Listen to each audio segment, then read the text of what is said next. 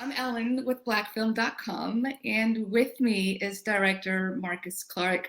So happy to have you today. How are you doing? I'm doing well today. Thank you. I really appreciate you having me on. Yes, of course. We are chatting about your directorial tour de force, Blood Brothers, Malcolm X, and Muhammad Ali, which is the first documentary film to explore the untold story of Malcolm X and Muhammad Ali's friendship. First, congratulations. This is a bit of a game changer. It certainly challenged my emotions and my perception on what I thought I knew, and in compared to what I ended up learning, there was a lot I didn't know. So thank you for that. Absolutely. Absolutely. I Yeah. appreciate that. What inspired and fueled your need to make this documentary? Well, I think that, a lot of documentaries, publications, articles have covered Muhammad Ali and Malcolm X kind of separately and siloed. And I think that not that many people are familiar with the kind of depth of their friendship, of their relationship. I, for one, wasn't as familiar with how they were friends. I'm very well versed in their histories and their legacies kind of separately, but didn't really understand the impact that they had on each other, the impact that Malcolm X had on Cassius Clay at the time, Muhammad Ali, and vice versa, Muhammad Ali on Malcolm X. And so I think that, with so much material done on these guys, I was kind of surprised that there hasn't been kind of an exploration into this friendship and the dynamic of the friendship and what it really meant to them.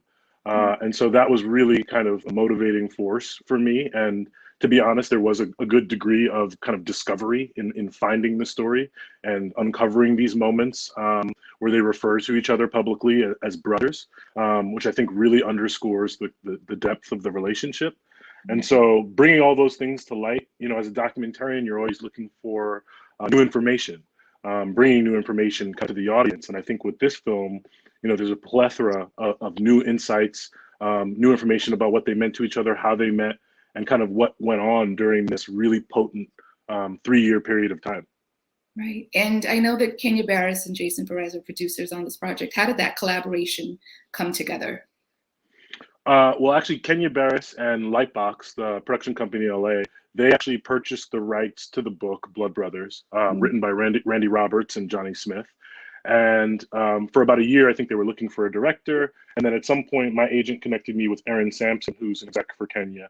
And she told me about this project, that they had the rights to this project. And at first, I was extremely excited, but I was like, were they friends? Is this, do we know that they're friends? Is there enough material, to make this a film and to put this on the screen? And so, again, that was kind of like my first foray into it in terms of doing my research to find moments that I felt really underscored what the friendship was about. And so, I went in and I pitched kind of my perspective on how I would approach the film, how to approach the storytelling, and kind of identifying the moments that I think are most crucial kind of in the timeline of their friendship. And I pitched that to Kenya and to Netflix, and Kenya hired me, put me in this position to tell the story, something I'm incredibly grateful for. And it was a real, for me as a director, was a significant level up. Kenya really kind of persuaded me and pushed me to dig deep into myself as a Black man, as a Black director, as a Black man of Caribbean descent. My parents are from Jamaica. I was named after Marcus Garvey. And so Kenya really was like, how can you infuse some of your own culture, your own history into this film in a way that's natural, in a way that's already there, really. And so that's kind of how we got to build out some of these moments in the film, and really showing the influence that Garvey had on Malcolm X's parents and on his kind of foundational kind of upbringing, and how that plays into the man he became later on in life, giving more insights and context to kind of the mission that he had. And so, it was incredible working with Kenya, and he really challenged me and kind of got me to elevate my game in a way to be able to tell the story. I love that you just answered my next question, which was, how would you say your unique perspective as a Black documentarian lent itself to making this film? You summed it up beautifully. Thank you. I know for me, watching this, again, it was a game changer. And I know I watched it 4 or 5 times. Let me start there. And each time I experienced it differently. And I appreciate that, because it started for me with, obviously shock. And I felt angry. I felt all these different emotions. And by the fourth or fifth time, I got to a place of understanding and acceptance. And I attribute that largely to how you told the story, the emotional arc that developed throughout this. I think that was my biggest takeaway. And so I'm curious about your emotional evolution from conception to completion of this project. Who was Marcus when you started, and who is Marcus now with all this information? Well, Marcus, when he started, did not have this much hair. He wasn't going. He wasn't all natural haired. I kept like a short Caesar, Wow. clean cut kind of thing. This is a really good point. I mean, the making of this film was a very emotional, spiritual journey for me, for several reasons.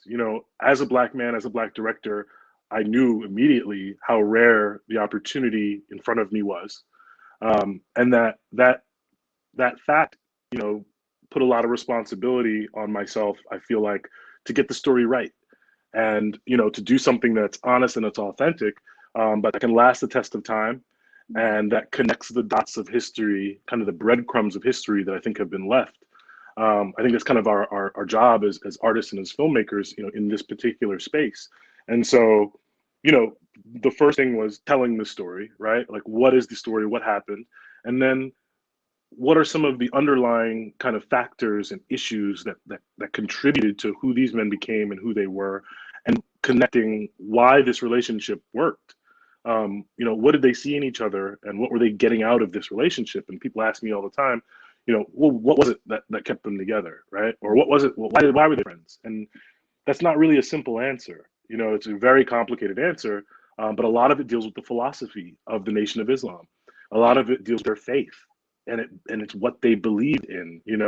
These messages from the Nation of Islam were very powerful and compelling for Black people, particularly because a lot of what it was about, especially at that time, was undoing kind of the messages of oppression, the messages of being subordinate, of being less than, of being three-fifths of a man, all these different ideas of inferiority. The nation was undoing those things. In fact, telling these men, you have potential, you are inherently divine, and you have the ability to accomplish incredible things if you can realize who you really are.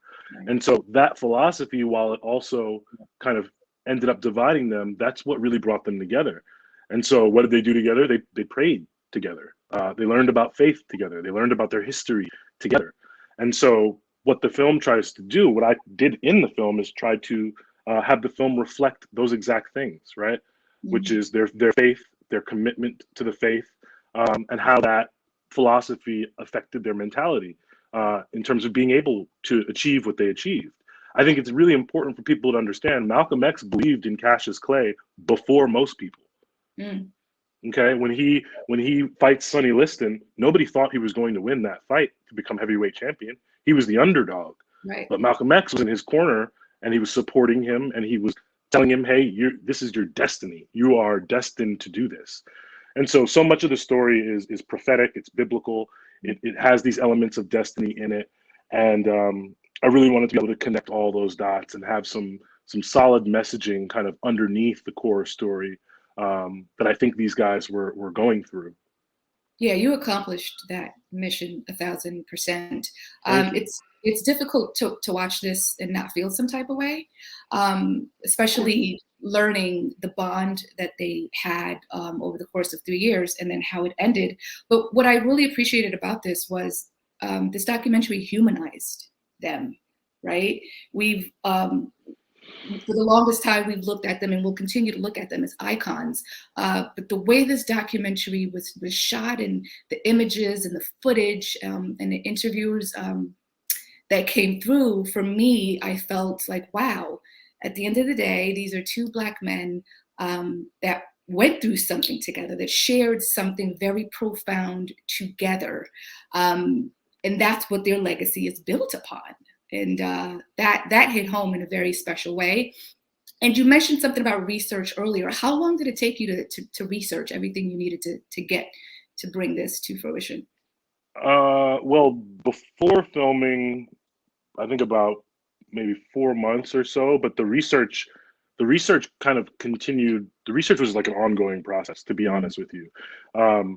It continued from when I started the project through post-production, through the interviews. And while I did a tremendous amount of research for this film, probably more so than I've done for any other film, so much of the insight and the information was gleaned from the interviews. And having access to the families and all of these historians and scholars, I needed all of that information plus my research in order to get the film to where it got to. The last person that we actually interviewed during the pandemic, during the actual lockdown, was Ilyasa Shabazz. And while I was very well prepared for that interview, I needed all of the interviews that came before her interview to get me fully prepared for that interview. And that interview unlocks, in my opinion, so much of the lasting kind of regret and the lasting kind of impact of what this relationship was. A lot of the new information in the film is in that third act. The story doesn't end with Malcolm X being assassinated. The story of their friendship kind of peters on for quite some time after that, which is what the film presents. But the research was kind of, many different iterations, from the archival material to going through actually all of the surveillance documents. And, the book was a really good foundation for all of that research. And then using the book as a foundation, I really wanted to surround that story with a lot of culture and cultural nuances and really inject soul into the film. This is a documentary that is not sterile. It is not dry. It is not boring. It has an intense degree of soul. The music plays into the story, I think, in a way that's really unique, where when the music and the messaging is happening, you get a different kind of understanding of what you're watching, of what's happening in these moments. So that's something that I think was really important to me in terms of adapting the book to be a film. And what was the experiences during the interviews like for you? Because there were some emotional and weighted moments. Could you talk a bit about that? Yeah, I think that one of the things about this story is it's really complicated. There's a lot of factors at work between Malcolm X and between Muhammad Ali around them. There's a lot of externalities around them. And I think that one of the things that comes across in the interviews, especially like Rahman's interview, for instance, which to me is very much the anchor, the emotional anchor of the film. He's kind of like the linchpin that kind of takes you through this story. And while you're watching the story, you're seeing him in all the archival material. You're seeing him right next to Muhammad Ali, in between Malcolm X and Muhammad Ali. He's there throughout the whole journey. And so, one of the things that comes across is through his interviews, you see this range of emotions, right? You see admiration for Malcolm X. You see admiration for the friendship he and his brother had with Malcolm X. But then when it gets to the betrayal, when it gets to the drama, he also expresses anger and like frustration and like, he gets very riled up. It's very emotional. Yeah. And then by the end of the film, I don't want to spoil it, but by the end of the film, he's going through something, right? He's dealing with these issues, and it makes him very emotional. And I think the takeaway is, this is a very complicated story, and people aren't all one thing, right? I think you can be loyal and you can be disloyal. I think you can be righteous and you can also make mistakes. And I think, like you said, this film humanizes them in a way, but still celebrates them. We can be open and honest about people's mistakes and transgressions while also celebrating their legacies and celebrating, the men who they are and the impact that they've had on culture and on history. And as you're talking, I'm thinking about yet another point that stood out for me was recognizing that Muhammad Ali's allegiance was to his faith, right? And so when you think about why he did what he did, it makes sense. But it took me a minute to get there. It took me a minute to understand why that ended up the way that it did. And so has your perception changed in any way about Muhammad Ali? I think my understanding of him has changed a bit. Not my perception necessarily, because I think one of the things the film points out is, let's look at how much kind of time, and this is a question I asked all the interviewees, how does time change the legacy of men, right? That's a central question that I asked everybody. Because I think with these two heroes, time has affected their legacy. It's changed the kind of what they were about, or how militant they were, or how controversial they were. And it's softened a lot of that image around Muhammad Ali, definitely, and Yeah. around Malcolm X as well. And so I think that, it's really important to not lose sight of who these men were then. And also, it's important to point out this film is really just about this 3-year window of time between 1962 and 1965. This isn't the be all end all story of either man. It's a very kind of laser focus film on this window of time and what happened there. So it hasn't changed my perception of Muhammad Ali or Malcolm X, but I think it has given me much greater understanding of who they were, what they stood for, and how they got to where they got to. And I think that's a really important note, because like I said before, Malcolm X was believed in Cassius Clay before he was champion, when people did not think he could win. That's a Right. very powerful experience. It's a very powerful thing to be aware of. And so I think those are some of the moments that I think are going to give people a greater understanding of who these men were, and a different POV on who they were. You're not going to see Malcolm X as just the angry, fiery black man. Right. You're going to see him as compassionate. You're going to see him as a man with friends, or a friend. You're going to see the joy that is in these archival images of X and Ali together, then Cassius Clay. They look incredibly happy in these moments together. And so it really underscores just how tragic, the story actually is and how it ends. It's really unfortunate. And thinking about the word destiny and what it means and the role that it played in this documentary, it's heartbreaking to know or to learn how it ended up. But, from a student and teacher perspective, which is, the dynamic of their relationship, it was perhaps Malcolm's destiny to instill greatness in Ali. And for that, he became who he ended up being. And that can never be changed. Just to segue real quick, the intro to this documentary, it was giving me superhero vibes. I loved it. What was that intentional? Because I thought it was such a dope setup to this documentary. Could you talk a bit about the decision to pitch it that way? Yeah. I think you're spot on. I think that's the that's kind of the reaction that I hope people have. That's the framework that we kind of set up. These are two of my heroes, to be clear, and I wanted it to feel epic and large, and have a really big kind of scope, and again last the test of time.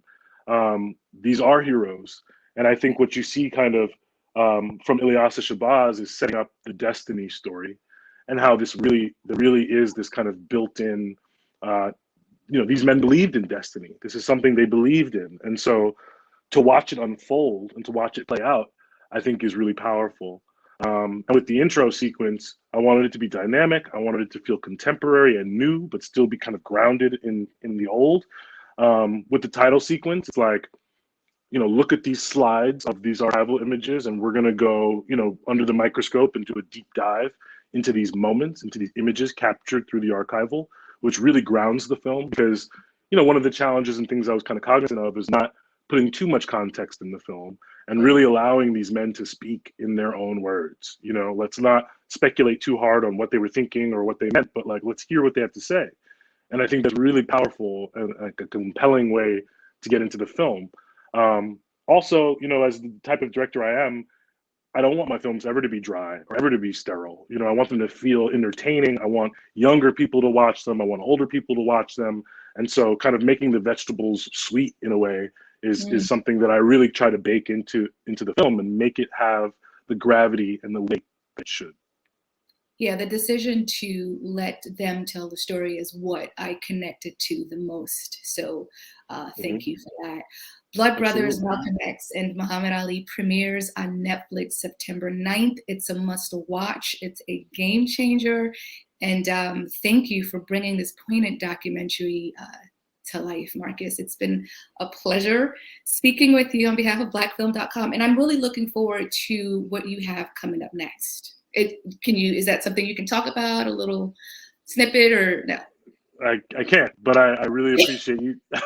I really appreciate you taking the time with me today to talk about this important film, and I'm really glad it resonated with you in this way. Oh, it did. I appreciate you. Have a good day. Yep. Thank you, too. Take care.